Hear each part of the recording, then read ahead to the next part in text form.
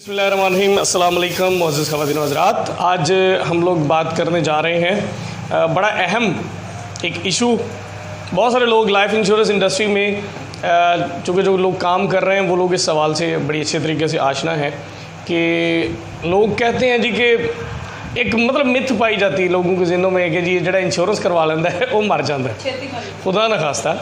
तो मतलब दुनिया की नहीं, हम पाकिस्तान की बात कर रहे हैं, चूँकि हम लोग पाकिस्तानी मार्केट में काम करते हैं तो आप लोगों को भी ऐसे लोग मिलते होंगे यकीनन।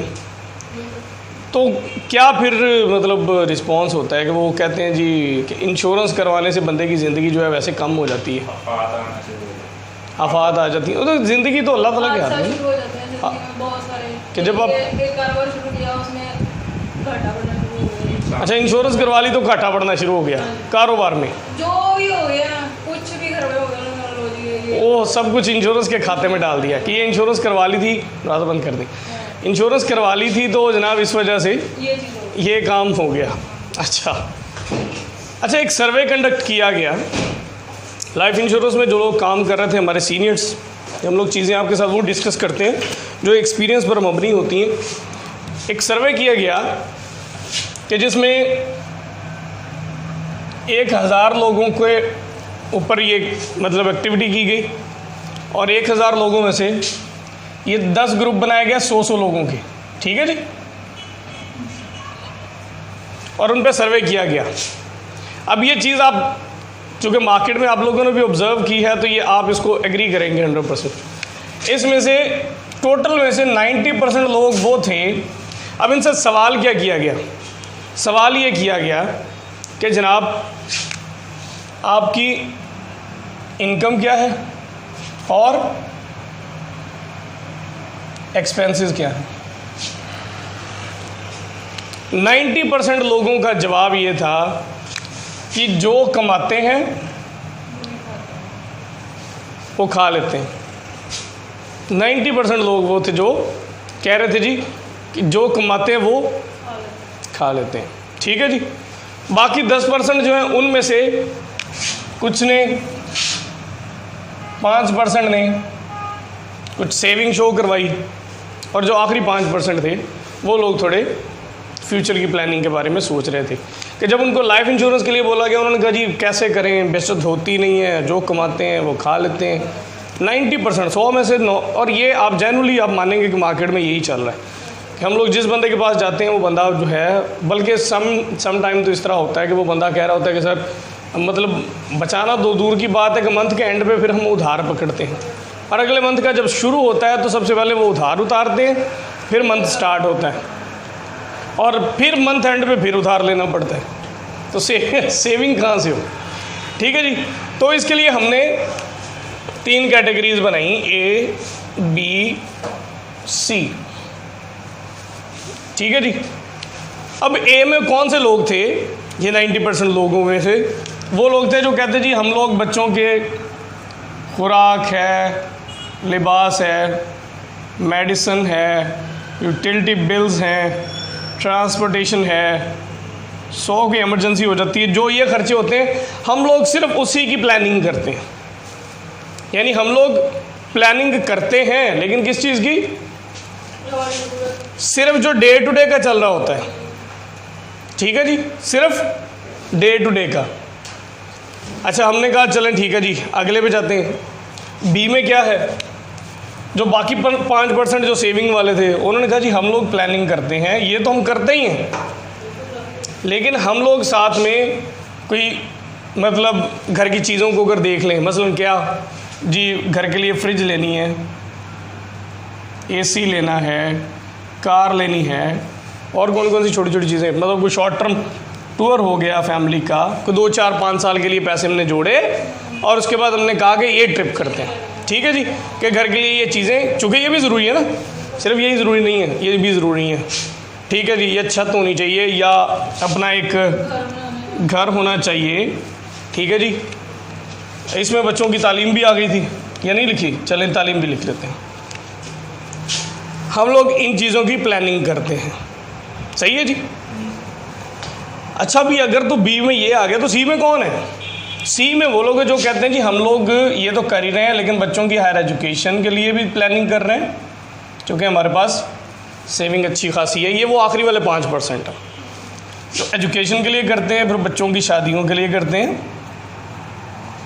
फिर अपनी रिटायरमेंट के लिए करते हैं ताकि फ्यूचर में हमें बच्चों पे डिपेंडेंट ना होना पड़े। क्योंकि मोस्टली क्या होता है 90% लोग जो अपने बच्चों पर सारी ज़िंदगी खर्चा करते हैं एंड पे वो बच्चों पे डिपेंडेंट हो जाते हैं। यानी कॉन्सेप्ट पढ़ाया जाता है, मैंने इस पे वीडियो भी मेरी मौजूद है, बचपन और पचपन का कॉन्सेप्ट, कि बचपन में बच्चे अपने वालिदैन पे डिपेंडेंट होते हैं और बचपन में जाके वालिदैन अपने बच्चों पे डिपेंडेंट हो जाते हैं। तो उससे बचने के लिए हम लोग इसकी भी प्लानिंग करते हैं। ठीक है जी। अब हम लोग थोड़ी देर के लिए इसको साइड पे करके एक और सर्वे डिस्कस करते हैं। आपको आइडिया पाकिस्तान में इस वक्त एवरेज एज क्या है लोगों की? एवरेज एज पाकिस्तान में कितनी होगी जनाब इस वक्त? हाँ जी, मेरे घर में चले इस वक्त जो एवरेज एज है जी 54 है। ठीक है जी। और जापान में एवरेज एज कितनी होगी लोगों की? क्यों जी, है आइडिया? जापान में एवरेज एज क्या होगी? 84।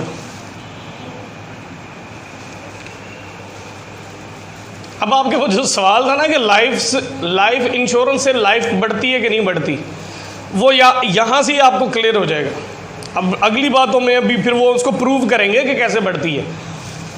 अब देखें जापान में इंश्योरेंस रेशो क्या होगी आपके ज़हन के मुताबिक, आपके ख्याल में? ये परमानेंट यूज़ कर लिया मैंने। अच्छा, जापान में एवरेज इंश्योरेंस कितने % लोग लेते होंगे? क्यों जी? चलो पाकिस्तान की कितनी होगी चलिए बताएं। अब हम लोग लाइफ इंश्योरेंस में काम कर रहे हैं, इतना की तो पता होना चाहिए। 30-40 तो बहुत ज़्यादा बता दिया आपने, तो बड़ी बात है। पाकिस्तान में इस वक्त 5 से 7% लोग फुल्ली इंश्योर्ड हैं, fully insured as per their needs insured हैं, जिसे हम लोग बोलते हैं नीड बेस्ड सोल्यूशन, कि जिनको प्रॉपरली बता के उनके फ्यूचर ऑब्जेक्टिव्स के मुताबिक या जितने की उनको इंश्योरेंस चाहिए थी उसके मुताबिक इंश्योरेंस दी गई है, वो 5 से 7% लोग हैं।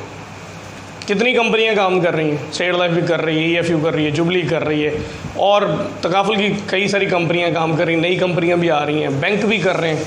इसके बावजूद कितने लोग इंश्योर्ड है? 5 से 7%। अब आ जाते हैं इधर, जापान में कितने % लोग इंश्योर्ड होंगे? अप्रॉक्सीमेटली 85% लोग इंश्योर्ड हैं वहाँ। दुनिया में सबसे ज़्यादा इंश्योरेंस जापान में बेची जाती है,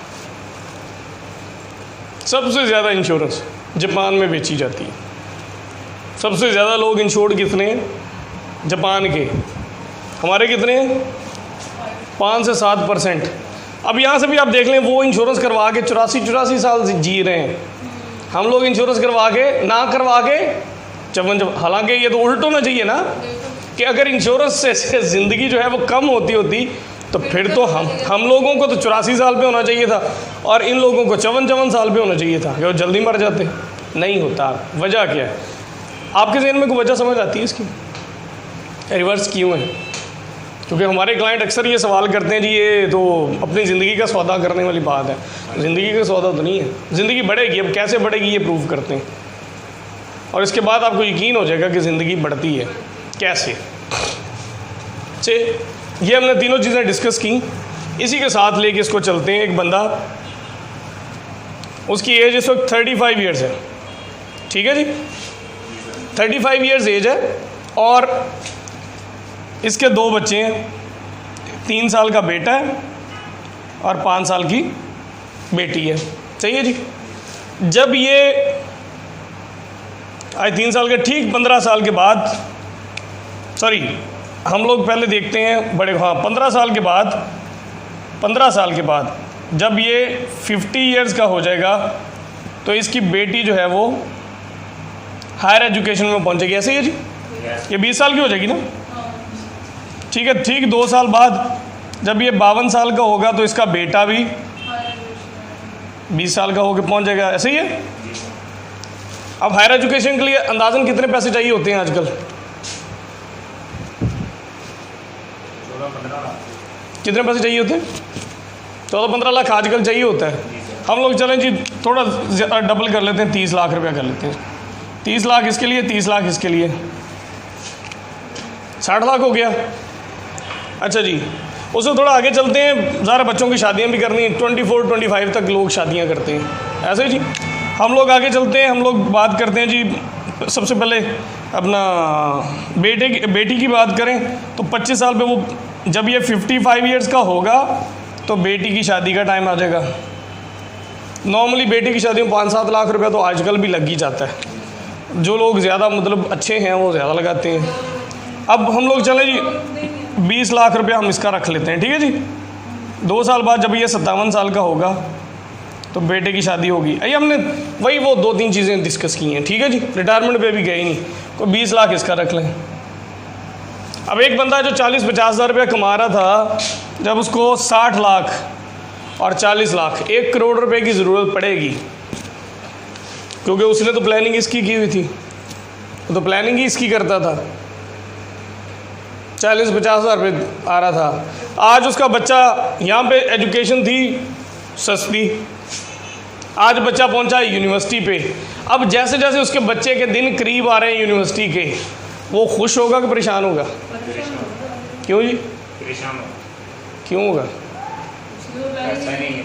पैसा ही नहीं है ना, प्लानिंग है या नहीं है, पैसा ही नहीं है। अब वो पैसा कहाँ से मैनेज करेगा? अब ये सोच उसको परेशान कर देगी। तो वो कर्जा रहे, या तो वो कर्जा रहेगा या फिर कोई प्लाट वगैरह। सेविंग तो है ही नहीं ना, तो सेविंग तो की ही नहीं हुई। जो कमाता है वो खा लेता है। मांगने पड़ेगा किसी से, भाई से ले लेगा। कर्जा पकड़ेगा तो नुकसान में जाएगा। और लेकिन कितना कर्जा, 1 करोड़ रुपया कर्जा कौन देगा उसको? इस टेंशन में, परेशानी में बच्चा यूनिवर्सिटी गेट पे सिर्फ इसलिए खड़ा होगा कि उसके पास फ़ीस नहीं है तो वो अंदर जा नहीं सकता। और इस टेंशन में कि मेरे बच्चे को मैंने इतने लाड प्यार से पढ़ाया, यहाँ तक पहुँचाया, और आज मेरा बच्चा यूनिवर्सिटी नहीं जा रहा। आज मेरे पास बेटी की शादी के लिए पैसे नहीं है। आपको पता है, माँ बाप, आप भी माँ बाप हैं, हम भी हैं। तो जब डिप्रेशन नहीं होगा, परेशानी नहीं होगी, तो फिर सुनाएं, ज़िंदगी बढ़ेगी। ये भी करेगा, बच्चों की एजुकेशन भी कंप्लीट करवाएगा, उनकी शादियां भी करवाएगा, ठीक है, और एंड पे रिटायरमेंट भी इंजॉय करेगा, पुरसुकून रहेगा, ठीक है जी। तो इसलिए लाइफ इंश्योरेंस से जो लाइफ है वो एक्सटेंड होती है। तो इससे साबित ये हुआ कि लाइफ इंश्योरेंस करवाने से बंदा पुरसुकून भी रहता है, जिम्मेदारियां भी आसानी से पैदा होती हैं, और बंदा ज़िंदगी भी ज़्यादा अच्छे से गुजारता है, और उसकी रिटायरमेंट भी बहुत मज़ेदार होती है।